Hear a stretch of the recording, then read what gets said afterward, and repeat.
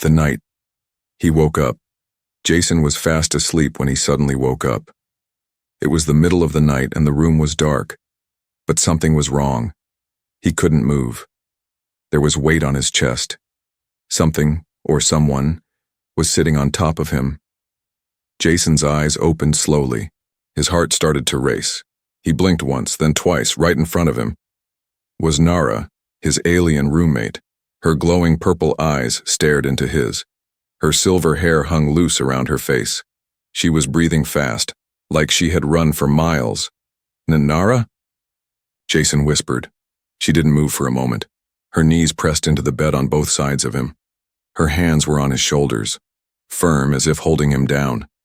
But her face looked scared. I need your help, she said softly. Or I will die. Jason's breath caught in his throat. What? I don't have time to explain everything, Nara said quickly. Her voice shook.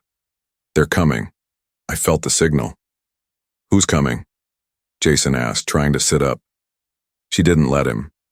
They found me. I don't know how, but they did. Jason had no idea what she was talking about. He had only known Nara for 2 weeks. She moved in after answering an ad for a roommate. She said she was a student from off-world. A bit quiet. Strange, yes, but not dangerous until now. Please, she whispered, and her hands slowly left his shoulders. She sat beside him, her face pale in the moonlight. I didn't want to drag you into this. Jason sat up, finally free to move. Nara, what the hell is going on? She looked down at her hands. Her fingers were trembling. Slowly, she pulled her hoodie sleeve up. Jason saw strange glowing lines on her skin, like veins of light. What is that? My mark, she said. It means I was part of them, but I ran, and now they want me back, or dead. Jason didn't know what to say. His heart beat hard in his chest. Them? You mean your people? Nara shook her head. Not my people. My creators. I was made, Jason. Grown in a lab. I was their tool, a weapon, but I escaped. Jason felt cold. He had invited this alien girl into his home, and now she was telling him she was created to kill?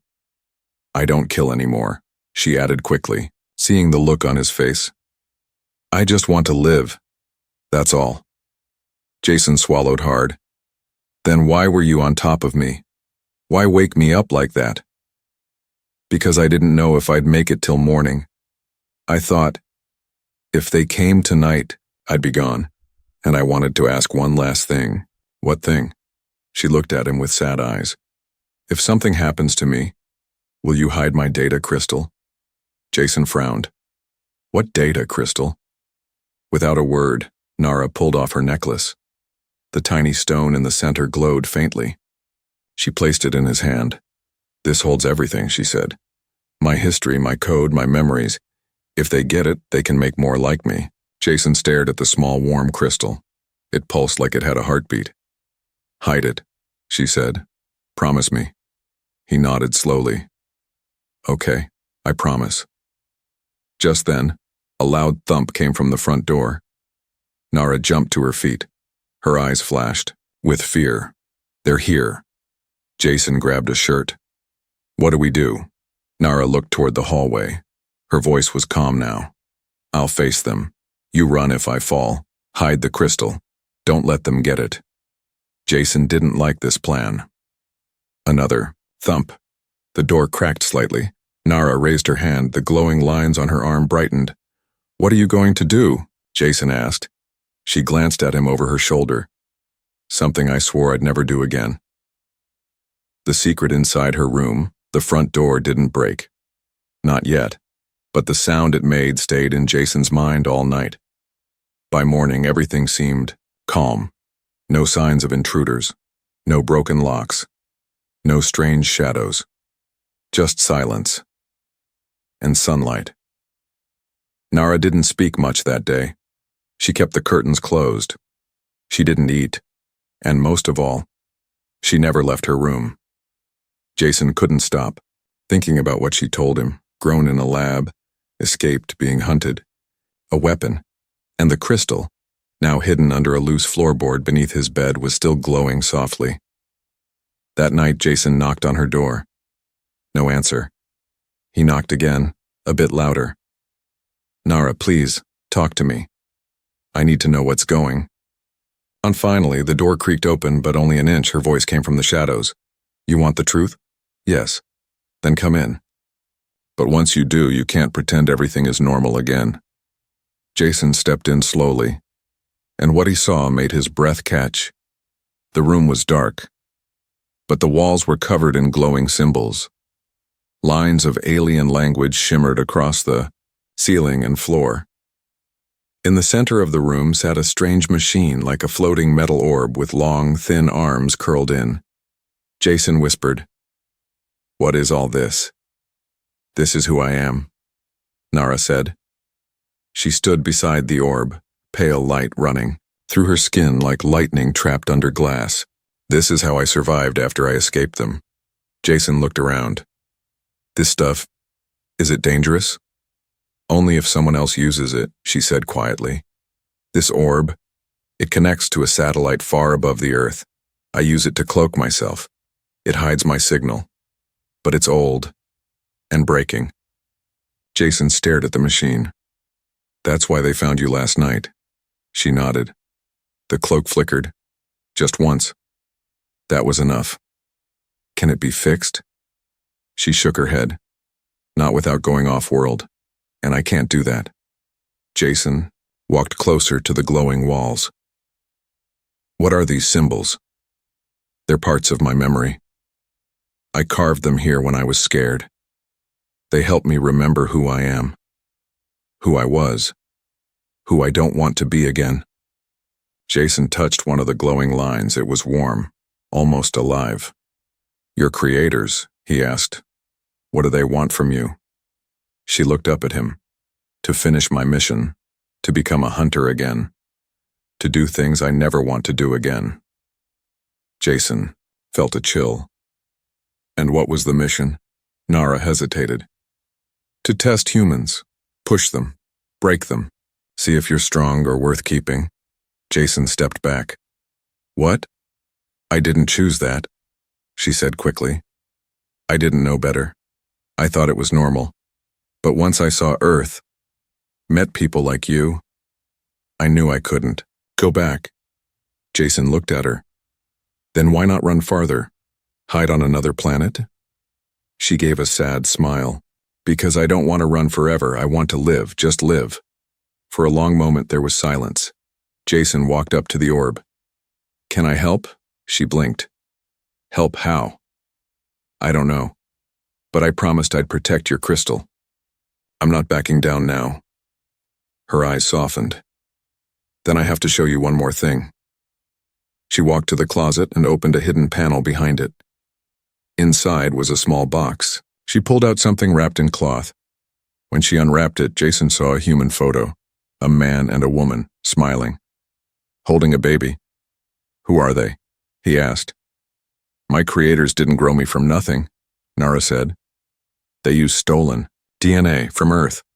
That's my real mother and father. I don't know their names, but I know this is where I belong." Jason stared at the photo.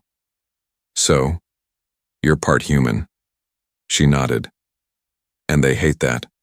They say I'm corrupted." Sound interrupted them. Not a thump this time, but a low buzzing, like radio static. The orb shook slightly. One of its arms lifted. Jason turned to Nara. "What is that?" She stepped back in fear. "It's them. They're calling again." The symbols on the wall dimmed. The cloak was dying. And somewhere above Earth, someone, or something, was listening. The signal. That shouldn't exist. Jason couldn't sleep.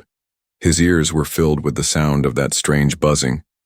It wasn't loud. It wasn't sharp. But it felt like it was crawling inside his head. Nara had returned to her room. She told him not to worry. But Jason couldn't stop thinking about what she said. "They're calling again." He sat at his desk, laptop open, just staring at the screen. He didn't touch anything. And then, The screen turned on by itself. Jason froze. White, static filled the screen like a broken TV channel. But behind it, a shape appeared. A face, but not human. Smooth, silver skin, no eyes. Just a round mouth opening and closing like it was speaking. Then a sound followed. A low, cold voice in a language Jason didn't understand. He slammed the laptop shut. The buzzing stopped instantly. His hands were shaking. What the hell was that? He ran to Nara's room and knocked hard. "Nara, wake up! Something's wrong." She opened the door fast. She had seen it too. Her eyes were wide. "They're not just calling now. They've locked onto me." Jason stepped back. "Through my laptop? They've breached the cloak completely," she said. "They're speaking through anything electronic now." Jason rubbed his face. "But they saw me. They talked to me." Nara nodded. "That's bad. Very bad." Jason felt a sharp chill go through his body. "Why?" She looked at him, her voice soft. "Because now, they think you're mine." Jason blinked. "What?" "The moment you saw their face, the system recorded you. That means you've been marked. Tagged." "Tagged for what?" Jason asked, almost afraid of the answer. Nara whispered, "For collection." Jason's mouth went dry. "They're going to take me?" "Maybe. Or maybe worse. They might use you to get to me." Jason backed away slowly. No, this can't be real. But it was. Deep down he knew it. His laptop turned itself back on behind him. The same static, the same strange alien figure. But this time, it said one clear sentence in broken English. "We are coming. Human must bring the lost one back." Jason turned to Nara. Her face had lost all color. "They gave a command," she said. "If we disobey, they'll send hunters." Jason was angry now. "Then let's run. We'll disappear." But Nara shook her head. "No, they will find us. You don't understand. These aren't just aliens. These are engineers of life. They see everything. Hear everything." Jason looked at her, fire in his eyes. "Then we fight." Nara stared at him for a long time. Finally, she whispered, "There might be a way." Jason leaned in. "Tell me." "There's an old transmission tower," she said. "In the forest. It used to be human tech, but I can convert it. If I use it to send a virus through the same signal, I can confuse them. I can break the tracking." Jason nodded. "Let's go." Nara looked uncertain. "It's dangerous. You could be hurt, or worse." Jason took her hand. "They already tagged me. I'm part of this now." She looked at his hand, then gripped it tight. "Okay," she said. "We go tonight." That night, the woods were cold and silent. Jason and Nara reached the old tower near the edge of town. It stood tall and rusted, covered in vines. Nara climbed up fast, her alien strength making it easy. Jason followed behind, slower. When they reached the top, she opened a secret panel on the back of the control box. Her fingers moved fast, typing strange code into the machine. Jason looked around nervously. "Are we being watched?" Nara didn't look up. "Always." Suddenly, the screen on the control panel blinked. A warning appeared. "Access denied. Unauthorized code detected." Nara gasped. "They blocked it. They're already here." Jason turned around and saw glowing red eyes in the trees. Dozens of them. The night she cried in the shower. Jason slammed the tower door shut and turned the lock. His hands were shaking. His chest was tight. Outside, the red eyes were moving. Slowly, watching, waiting. Nara knelt beside the control panel. Her fingers flew over the keys. "The signal's blocked. I tried to hack it, but they shut it down remotely." Jason looked at her. "So, what now?" Her voice was cold. "Now we run." They escaped through a maintenance ladder, climbed, down fast and disappeared into the forest. The red eyes didn't chase. Not yet. Back at the apartment, hours later, silence returned. Jason sat on the floor in the living room, his head in his hands. The lights flickered now and then. His laptop was dead. Everything felt strange, like the air itself had changed. He didn't hear Nara speak again that night, but just past midnight, he heard something else. Water. The shower was on. And then, sobbing. Jason stood, quietly walked to the bathroom door. He didn't knock, just listened. Nara was crying. Her voice barely made a sound, but it hurt to hear. She was whispering things in her alien language, soft, broken words, as if she was apologizing. To someone, maybe herself. Jason hesitated, then knocked softly. Nara? No answer. I'm still here. I didn't run. A pause. Then her voice came out weak. I don't want to do this anymore. Jason leaned against the door. Then don't. She let out a shaky breath. It's not that simple. Then explain it, Jason said. Help me understand. A long silence passed. Finally, the water turned off. A minute later, the door opened slightly. Steam poured out. Nara stood there, wrapped in a towel, soaked, hair stuck to her skin. Her eyes were red, not glowing, just tired. You want the truth? She said quietly. Jason nodded. She stepped aside. Let him in. She sat on the edge of the tub, shivering slightly. My people, she said, don't believe in kindness or love, just purpose. You are made for something, and that's all you are. Jason listened. I was made to be beautiful, strong, loyal, deadly. I was made to seduce, to gain trust, and then to kill. Jason's stomach tightened. But you didn't.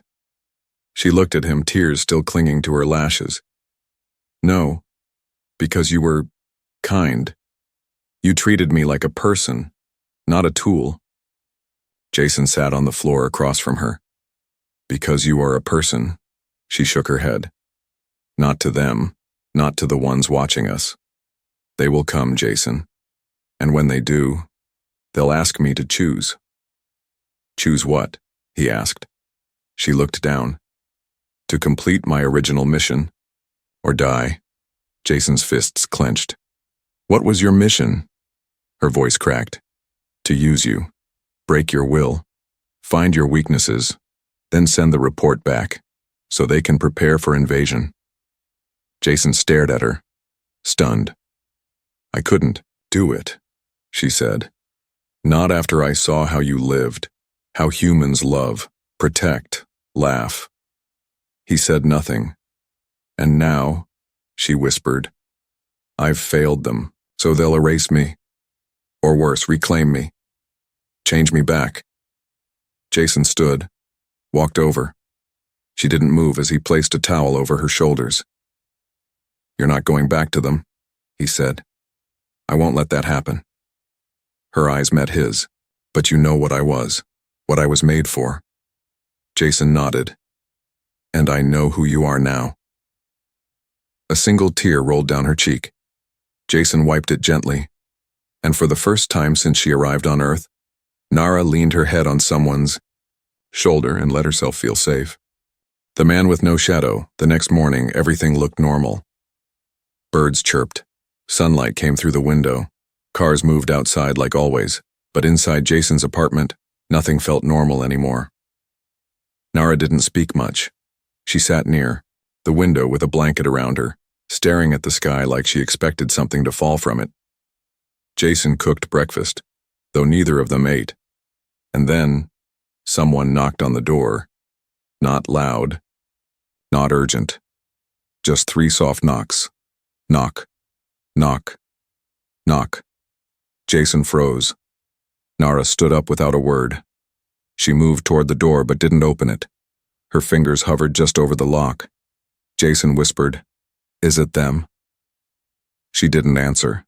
Then came a voice from the other side. Deep, calm, too calm. Miss Nara, we know you are inside. We request a conversation. Alone. Jason stepped forward. You're not opening that door, right? But Nara's eyes were wide now. Not scared, just empty. Like her mind was far away. Jason gently pulled her back. No, we don't open it. Not without answers. He looked through the peephole. There stood a man, but something was wrong. He wore a black suit, thin frame, bald head, skin so pale it almost glowed. And one thing was clear. He had no shadow. Jason stepped back quickly. Whoever that is. He's not human, Nara whispered. That's not a person. That's a collector. Jason narrowed his eyes. What's a collector? They're used to retrieve assets that run away, she said softly. Like me. Jason frowned. Then how do we stop him? You can't, she said. They don't hurt people. Not directly. They only speak. And you obey. Jason shook his head. I don't follow orders from shadows. Nara's voice was quiet now. That's the problem. He doesn't have one. Another knock. This time harder. Jason called through the door. She's not going anywhere, leave. Silence. Then the voice returned. Calm again, almost kind. You have been marked. It cannot be undone. We will wait. Until she opens the door willingly. Jason turned to Nara. What does that mean? She held her arms tight around herself. It means, the clock has started. They won't break in, they'll break me. Jason didn't like the sound of that. Can we run? They'll follow. Then we fight. She looked at him, exhausted. Collectors don't fight. They watch. They wait. They whisper too. Your thoughts until you agree. Jason cursed under his breath. He looked at her again. You're stronger than them, Nara. Don't let them in. She tried to smile. It didn't reach her eyes. That night, Jason set up cameras. He sealed the windows. He placed the crystal, the one holding Nara's memory, in a new hiding place, inside an old speaker, deep behind wires, just in case. 3 a.m., Jason looked at the hallway camera feed. The man was still standing there, motionless, expressionless, shadowless. Jason whispered to himself, "What are you?" The feed glitched just once, and the man on the screen turned and then looked directly into the camera. Jason's blood ran cold. The deal. She tried to refuse. Jason didn't sleep. The man with no shadow stood outside all night. He didn't knock again. He didn't move. He just waited. And somehow his presence pressed into the apartment like a fog. Heavy, cold, invisible. By morning, Nara was different. She hadn't spoken since 3 a.m. She sat on the couch, knees pulled to her chest, eyes staring. Blankly ahead, Jason brought her tea. She didn't touch it. Nara, he said gently, kneeling beside her, talk to me. Her voice came out slow. He spoke to me. Jason froze. When? Not out loud. In my mind. Jason sat beside her. What did he say? She looked at him. Tears filled her eyes, but didn't fall.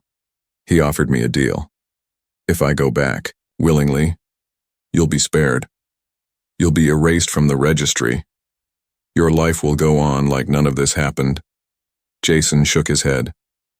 You're not accepting that. I told him no, she whispered. I told him I wouldn't trade myself. Jason nodded, proud of her. But then she added, he didn't like that. He said I'd regret it before the next moon. Jason stood and began to pace. We can't just sit and wait for them to scare us into giving up. He looked at her. There's got to be another way. She finally looked at him. Really looked. There is, but you won't like it. I'll take it. She shook her head. It means bonding. Jason blinked. Bonding? It's a ritual, she said softly. A deep connection between minds, bodies, souls. It's ancient and rare. If I bond with a human, truly bond, I become part of Earth. The collectors can't touch me without violating their own laws. Jason swallowed.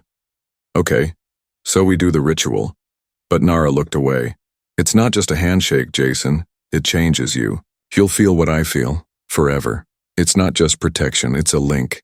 Jason stepped closer. Do you want it? She nodded slowly.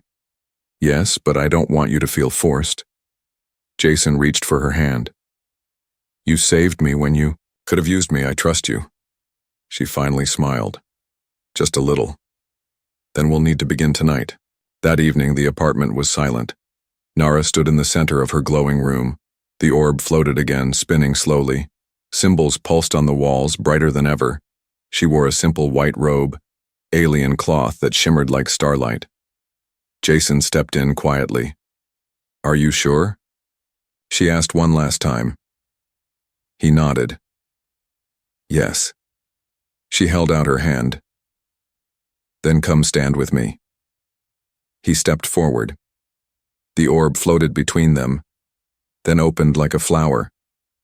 A soft light poured out and wrapped around them both. Nara whispered, ancient words in her language. Jason didn't understand, but he felt them, like they echoed through his bones. Then her voice changed, gentler, deeper. Jason, she said, say one truth about me.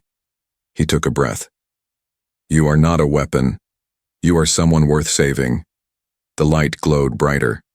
She smiled. Now say one truth about yourself. Jason said, I was alone until you came.